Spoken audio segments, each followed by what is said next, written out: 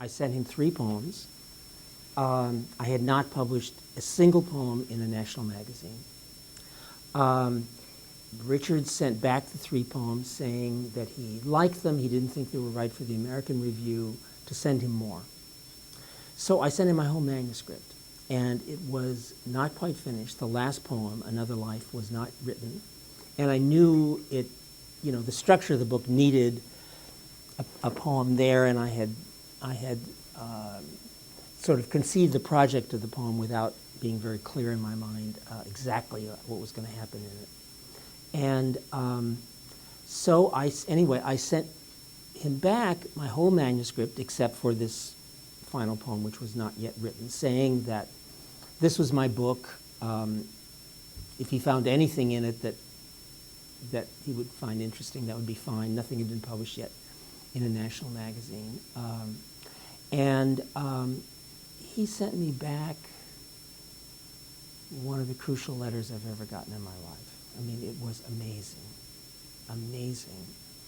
He said he didn't think any of these poems were right for the American Review, but he was starting a new poetry series at Braziller, and when I finished the book, he would publish the book, which was amazing. As I said, not one poem had been in a national magazine. And I had not yet met Richard. As I said, we had a friend in common. It was astonishing. And I know I have the letter somewhere. Anyway, it took me about 2 years to write this long last poem.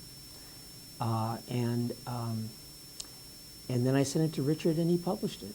And it was, by then the series had begun, and I was the 4th book in this Braziller series.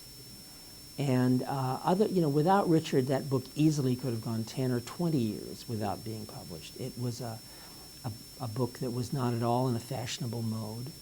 The fashion of family confessional poems, I think, was way past by that point. And the book began with a poem that many people find and rightly find very disturbing, Herbert White. And it was a very bold thing for Richard to do. And of course I am, infinitely grateful. So that's how then at that point, after the book in fact was accepted for publication, I wrote to lots of magazines saying, this book is going to be published by Braziller, they're all available. And not one quarterly took a poem. Most of them are long, and as I said, in a distinctly unfashionable mode. And so it's still, when that book appeared, not one poem had been in a national magazine.